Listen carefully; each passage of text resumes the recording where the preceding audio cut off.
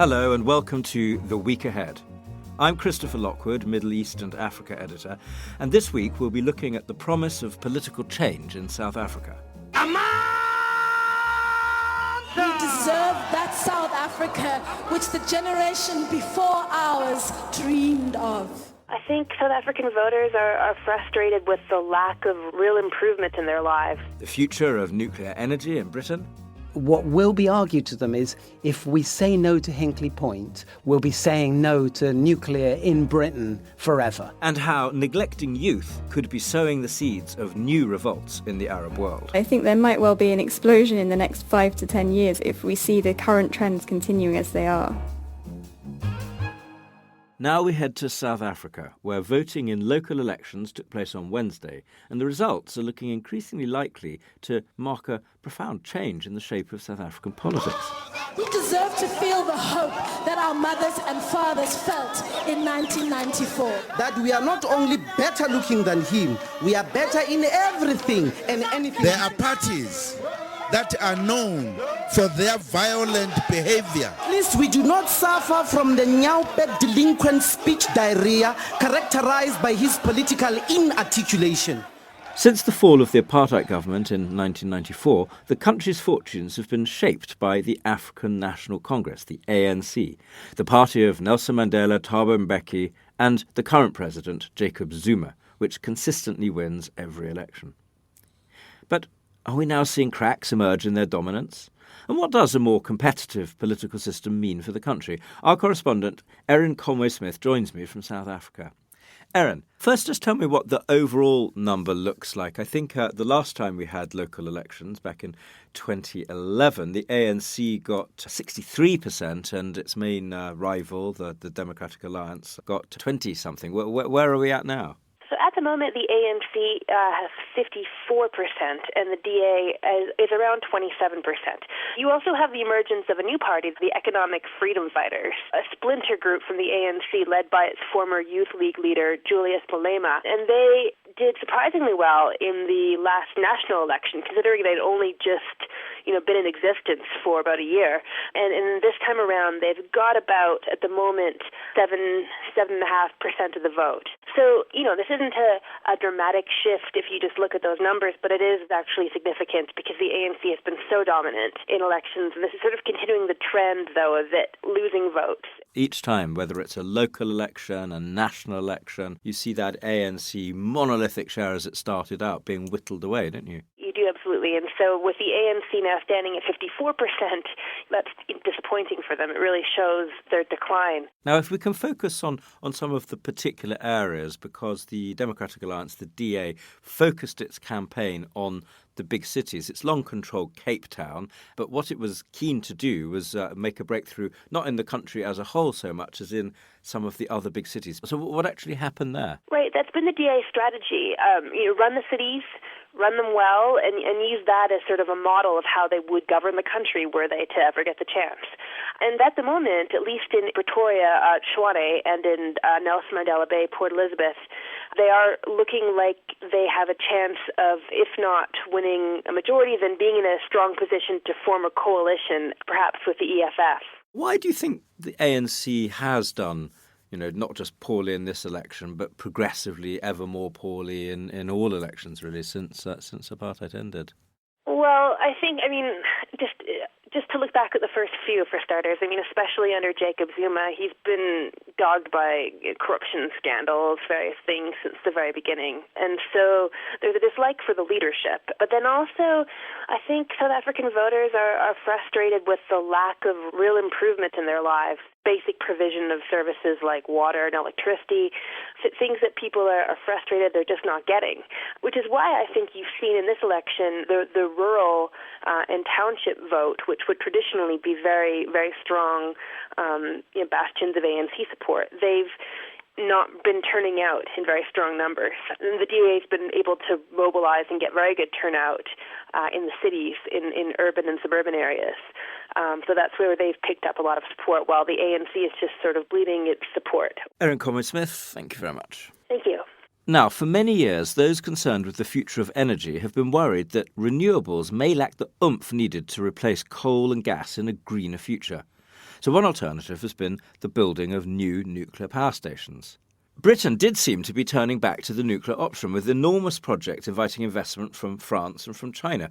But the new Prime Minister, Theresa May, surprised many by putting the brakes on a long-planned reactor at Hinkley Point, just hours after the French firm, EDF, had approved a decision to spend £18 billion approximately on what promises to be Britain's first newly built nuclear power station since 1995. Here to discuss all of this with me is Henry Trix, our energy and commodities editor. First of all, Henry, why has Theresa May apparently lost her enthusiasm for Hinkley Point C? I'm not sure if she had a huge amount of enthusiasm beforehand. This was very much a policy that was agreed under the coalition government and was strongly supported by David Cameron. It really has become something of a test of Theresa May's views on energy policy, on industrial policy, and on the openness to foreign investment. She's asked for a review until the autumn on the case for Hinkley Point, which is an extremely expensive power plant that is supposed to provide about 7% of UK's energy. And the reason why she seems to have stopped it is not necessarily for energy reasons, but because she's worried about the fact that a Chinese state-owned firm is underwriting a third of the investment in the project.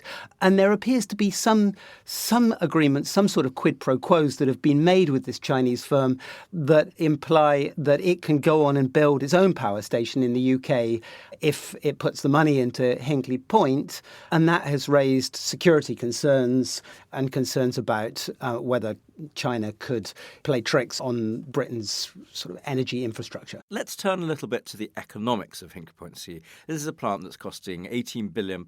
Now, that money not being put up by the British government, it's being paid by the French and the Chinese if they come in on the deal, but it's to be recouped by paying an awful lot for the energy, which will, in a sense, will just be a subsidy to the company paid by the British electricity consumer, both households and companies, in the form of a very high strike price. Talk me through that. Why are we paying quite so much for this, and does it represent good value for money? We're paying a lot for it because it's difficult to build a nuclear power plant these days. After the Fukushima crisis in Japan, it certainly raised the cost of nuclear power plants around the world because of safety concerns. And so when the government sat down with EDF to negotiate, it offered them an extremely generous contract. They're paying them, I think, £92.50 per megawatt, and that is something like, nearly 3 times the going market price, correct? Well, the market price has risen fairly recently, but yes, it's certainly more than double. But there are alternatives. Just in Britain alone, Hitachi wants to build a generation of nuclear reactors, and they will be able to produce a much lower strike price. So there is still a place for nuclear power in the British energy mix, is there not? Just not this particular one. I think there definitely is a place. I mean, the technologies that you talk about that Hitachi and Westinghouse have both trying to roll out in the UK, they're much more tried and tested. I mean, they are tried and tested, and I'm sure they would be cheaper. They would probably still need some sort of a subsidy system, a strike price. It needn't be the £92.5 a megawatt hour that Hinkley Point is getting. But the fact is that wholesale prices in the UK are so low that actually it's very, very difficult for any investor to justify stumping up the amount of money that you need to build a big nuclear power plant without having some kind of commitment that you're going to get a payback over the long term that makes it worth your while. We expect, I suppose, a Hinkley Point decision. They've said sometime in August. What's your gut instinct? Are they going to say yes or no? My gut instinct is that they're going to say yes, simply because it's very difficult for a politician to kill a nuclear power project. What will be argued to them is if we say no to Hinkley Point, we'll be saying no to nuclear in Britain forever. But I do think that it would be a sign of boldness on the part of Theresa May and a sign of independent thinking if she does actually nix it, not because necessarily of the China concerns, but because the economics of it really don't add up. Henry Trix, thank you very much. Now, the Arab world has been in turmoil since the Arab Spring protests began in December 2010. more traditional forms of protest, demonstrations and so forth, mixed with new forms of mobilisation triggered by social media, causing government after government to fall. Now, though the protesters' goals have often been undermined, there is no denying that the Arab Spring has permanently shaken up the Arab world. But despite their starring role in all those protests, many young people now feel left behind in the resultant order, and that could be disastrous. Sarah Burke has spent years writing for The Economist from all over the Arab world, and she's just finished writing a long briefing on this for us and joins me now down the line. Sarah, why are young people so particularly important in the Arab world and its politics? I think the first thing to say is there's a lot of them. Both as an absolute number and as also as a proportion of the overall population in the region. So it's a region that's seen very, very fast growth, and the youth population was about 20% of the total in 2010. The other thing is that lots of surveys show that young people in the Arab world are much more unhappy and pessimistic about the future than their peers in countries at similar stages of development elsewhere. And what is it that's making them unhappy? One factor I know is just simply youth unemployment. But there's a bit more to it than that as well, isn't there? It's something to do with universities too. Yes, you're right that the economics of it and unemployment and worries about how to cover costs of living is the main thing that everyone mentions when you talk to them. So unemployment is about 30% among youth, which is very, very high. And education and universities just aren't giving them the skills that they need to get jobs when they actually graduate. And then socially, lots of things are changing. So young people are seeing a lot more through social media, and they're wondering what to think about religion and what to think about the family and what to think about the patriarchal structure that rules in that part of the region. And then lastly, there's obviously the politics, which they don't have much of a say in, which has them quite disaffected as well. Even though, of course, we've had political revolutions in country after country. We have had new governments. We've had old dictators pushed out. Tunisia is one example. Egypt's another. Why are they not at least a little mollified by what's happened there? Tunisia is the one exception where people do seem to think that things are potentially a little bit freer, although then there's been a high price in terms of economic turmoil. Egypt, Hosni Mubarak has been replaced now by Abdel Fattah al-Sisi, who really is sort of more the same in the same mould, but potentially even worse. Even more oppressive, many people would say. Even more oppressive, exactly. So he's locking everyone up from liberals to Islamists. And at the same time, services really are just crumbling and getting worse and worse over time, healthcare, education, and nothing's really being done about it. Now, clearly, if you're sitting in Cairo or in Amman in Jordan or even in Tripoli, you look around and see that things could be really, really sort of very bad indeed in much of Libya, in Syria in particular. Does that mean that people will be deterred from trying to overthrow, say, the government of King Abdullah in Jordan or say, the government of Mr. Sisi in Egypt? Certainly, again, when you travel around the region, young people always tell me that this is something they're very worried about, that they've seen what protests can descend into, and they're very sceptical. So there is a willingness, which is a benefit for Arab rulers, of people to work within the system, but they do want reform, and they're not willing to just sit there and have more of the same for years and years to come. And one of the big problems for them is they don't see very many signs of that happening in many of the countries. How worried would you be that they will turn to Islamic violent religion? I think we should say that this isn't necessarily something about them being more religious. It's a case of, if you talk to and you look at surveys, those joining Islamic State and other radical groups and turning towards these radical forms of Islam, a lot of it seems to be because they're looking for jobs and they're looking for an identity, and that's something that Islamic State and other groups offer, unlike the governments of the countries they're living in.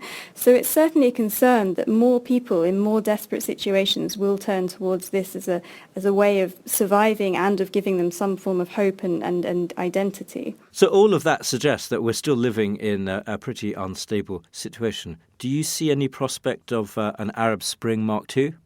I'm very loath, and most people who've covered the region are loath to do predictions. I'm not sure it'll be an Arab Spring. Quite right, nobody saw Arab Spring Part 1 coming, of course. No, exactly. I'm not sure we'd call it the Arab Spring, but I think there might well be an explosion in the next 5 to 10 years if we see the current trends continuing as they are. Well, Sarah Burke, thank you very much. Thank you. That's it for this week's The Week Ahead. In London, this is The Economist.